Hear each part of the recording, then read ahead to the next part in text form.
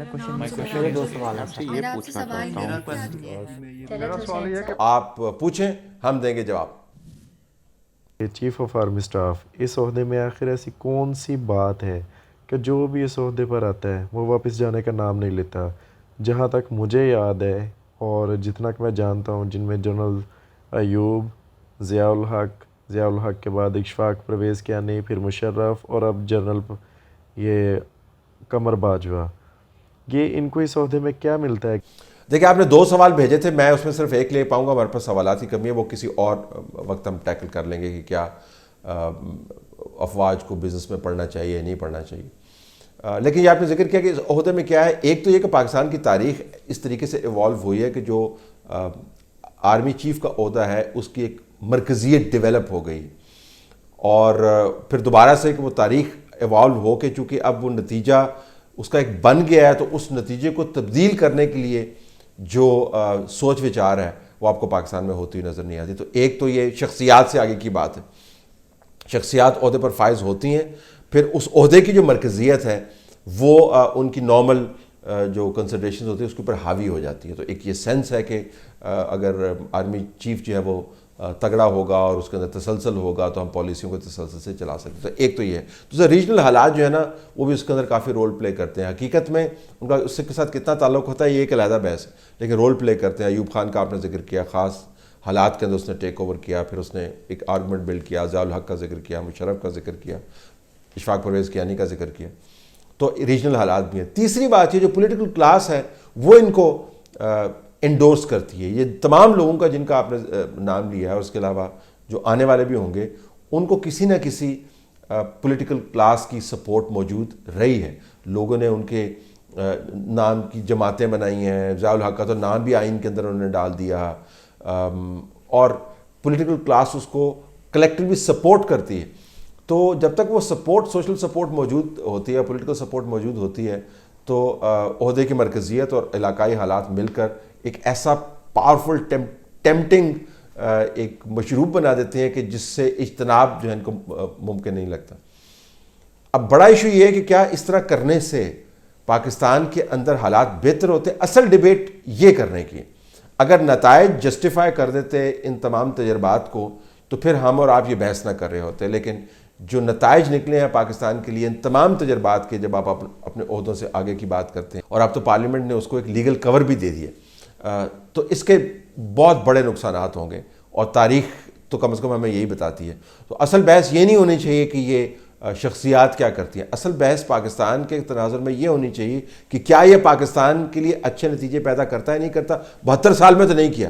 اب ان کا خیال ہے کہ ہو سکتا ہے یہ اچھا نتیجہ ہو جائے، اور جو بھی کرنے والا ہوتا ہے وہ یہی کہتا ہے کہ پہلے کی طرح کا نتیجہ نہیں نکلے گا، اس مرتبہ مختلف نتیجہ نکلے گا، اور وہی نتیجہ نکلتا ہے. تو اصل ڈیبیٹ ہمیں یہ کرنے کی. ایک ڈرامہ سیریل چل رہی ہے D G I S P R کی طرف سے، عہد وفا. دیکھنی چاہیے کیونکہ ہم نیوز سے ریلیٹیو ہیں کہ کیا مائنڈ سیٹ ہے، کیا نظریہ دینے کی کوشش کی جا رہی ہے. میں نے کچھ ایک ساتھ ان کی دیکھی ہیں، تو اس میں جو سیولینس ہیں ان کو جو ہے تھرڈ کیٹیگری میں رکھا گیا ہے، ڈی گریڈ کر کے دکھا رہے ہیں، اور جو آرمی ہے اس کو سپرمیسی میں دکھا رہے ہیں. حالانکہ پریکٹیکلی بھی یہی ہے، مگر وہاں جو دکھا رہے ہیں کہ وہ نااہل ہیں جو سیولین ہیں، چاہے پولیٹیشنس ہوں یا ادرس. تو اس حوالے سے ایک یہ سوال ہے کہ کیا ایسی سیریل اگر سیولینس بناتے آرمی پر. دیکھیں، میں نے وہ ڈرامہ نہیں دیکھا، اس کی دھوم ہر طرف ہے. کچھ ریویوز میں نے اس کو پڑھے ہیں، اور کچھ ریویوز جو ہیں آپ نے جو ریویو کیا ہے اس کے ساتھ وہ ملتے جلتے ہیں. میرا نہیں خیال کہ اس کو D G I S P R نے بیٹھ کے ڈائریکٹ کیا ہوگا. لیکن اگر آئی ایس پی آر کی پروڈکشن جو ہے، جب آپ نے یہ سوال کیا ہے، تو اگر آئی ایس پی آر کی پروڈکشن ہے تو ظاہر ہے اونرشپ بھی ہوگی نا. تو مجھے پلاٹ کا علم نہیں ہے. اگر یہ پلاٹ ویسا ہی ہے جیسا آپ بتا رہے ہیں، تو آپ نے خود ہی کہا کہ سیاسی حقائق کو ریفلیکٹ کرتا ہے. بنایا تو سویلینز نہیں ہوگا نا، اور چلانے والے بھی میڈیا مالکان ہی ہیں نا، تو نہ چلائیں. اور اس کے اوپر جو پارلیمان بیٹھی ہوئی ہے، جو صوبائی اسمبلیاں بیٹھی ہوئی ہیں، جتنی بڑی جماعتیں بیٹھی ہوئی ہیں جو لوگوں کا ووٹ لے کے آتی ہیں، انہوں نے تو کبھی اس کے اوپر کوئی اعتراض نہیں کیا. میں تو آپ کو بتاؤں ایڈیٹوریلی اس بات کے حق میں ہی نہیں ہوں کہ آفیشیل آرگنز کو، چاہے وہ آئی ایس پی آر ہو، منسٹری آف انفارمیشن ہو، یا کوئی اور ہو ان کو اس قسم کی پروڈکشنز کے اندر جانا چاہیے.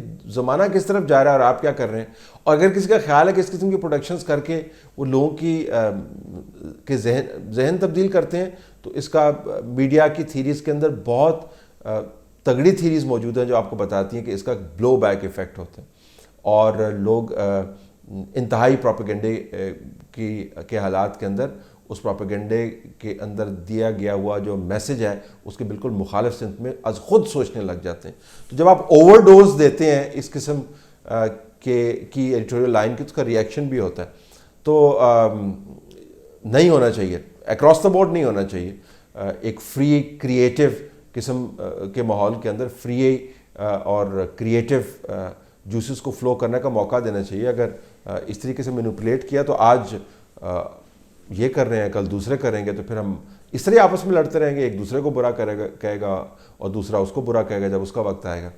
تو یہ کوئی پاتھ وے نہیں ہے, اس سے کوئی کسی انسٹیٹیوشن کا نام بڑا ہوتا ہے نہ کوئی برا ہو جاتا ہے. یہ خام خواہ وقت اور پیسے کا ضیاع ہے. یہ جو آج کل آرمی ایکٹ میں جو ترمیم کی گئی ہے اور اس میں خصوصاً کردار جو پی ایم ایل این نے ادا کیا ہے, آپ جیسے یا آپ جو بات اس میں کر رہے ہیں پی ایم ایل این پہ خصوصاً ان کی سیاست پہ, وہ تو ہم کو سمجھ لگتی ہے, وہ تو آپ کا حق بنتا ہے, جائز ہے. یہ جو کچھ ٹی وی اینکر حضرات ہیں خصوصاً ان میں ایک بڑھ چڑھ کر ARY چینل ہے, اس میں بھی کاشف عباسی ہو گئے, دوسرے یہ کچھ مخصوص لوگ ہیں, وہ اپنے آپ کو جمہوریت کا چیمپئن آج کل کچھ زیادہ ہی سمجھنا شروع کر دیا ہے انہوں نے. تو آپ نہیں سمجھتے یہ تنقید کر کے یہ زیادتی کر رہے ہیں ابھی عوام کے ساتھ بھی اور اپنے آپ کے ساتھ بھی؟ کیوں جب پاناما کا جو فیصلہ ہوا یا جو کچھ بھی ہوا اس ٹائم یہ مٹھائیاں کھا رہے تھے, اس ٹائم تو نااہل مجرم یہ کیا کیا اس کو لکھ رہے تھے اپنی ہیڈ لائنز میں.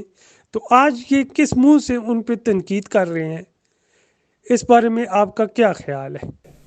آپ نے اس لحاظ سے بالکل ٹھیک بات کی ہے کہ جو لوگ بدترین جمہوریت کے خلاف جب واردات ہو رہی تھی تو اس وقت بھنگڑے ڈال رہے تھے, آپ نے مٹھائیوں کا لفظ استعمال کیا, باقاعدہ مٹھائیاں کھائی گئی ہیں آن ایئر, اور وہ چینلز جو جمہوریت کو انڈرمائن کرنے میں ایک انسٹرومنٹ کے طور پر استعمال ہوئے ہیں, اور لوگوں کو پتہ ہے ان کو اب جمہوریت کا جو بخار چڑھا ہوا ہے ظاہر ہے اس میں بغض کا عنصر حاوی نظر آتا ہے. اب یہ ایک بدقسمتی ہے کہ جب اس قسم کا آپ کوئی اصولوں کے اوپر یو ٹرن لیتی ہے کوئی جماعت, تو پھر تفریق تنقید کے اندر بہت مشکل ہو جاتی ہے ان لوگوں کے درمیان جو جینون ریزنز کی وجہ سے کر رہے ہوتے ہیں اور ان لوگوں کے درمیان جو مزے لے کے تنقید کر رہے ہوتے ہیں.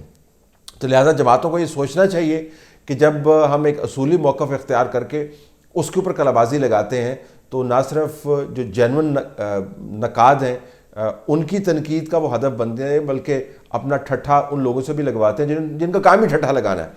اب ان لوگوں کو نہیں کرنا چاہیے, یہ اب ظاہر ہے ان کا اپنا ایک فیصلہ ہے, لیکن میں اس حد تک آپ سے بالکل اتفاق کرتا ہوں کہ جو جمہوریت کے خلاف پاکستان میں جو واردات ہوئی ہے اس کے اندر جو فنڈامنٹل انسٹرومنٹس ہیں, میڈیا کا انسٹرومنٹ اور میڈیا اونرز کا انسٹرومنٹ اور میڈیا اینکر اور جرنلسٹ کو جن کو بنا کے بٹھایا گیا, ان کا بہت حاوی عنصر تھا جو اسٹرکچرل جو ڈھانچے کو تبدیل کرنے کی کوشش کی گئی ہے. اور اب جب اس ڈھانچے کی تبدیلی کا عمل شروع ہے تو وہ لوگ جو ہیں ٹھٹھے لگاتے ہیں اور مزے لیتے ہیں. تو مزے لینے والے نقاد جو ہیں ان کو آپ دیکھ لیا کریں تو آپ کو پتہ تو ہے ہی کون سا جینون نقاد ہے کون سا جینون نقاد نہیں ہے. لیکن یہ پوائنٹ از ویل میڈ, جو اس واردات کا حصہ ہیں کم از کم ان کو تنقید کرنے سے پہلے سوچ لینا چاہیے کہ ان کا اپنا ٹریک ریکارڈ کیا ہے.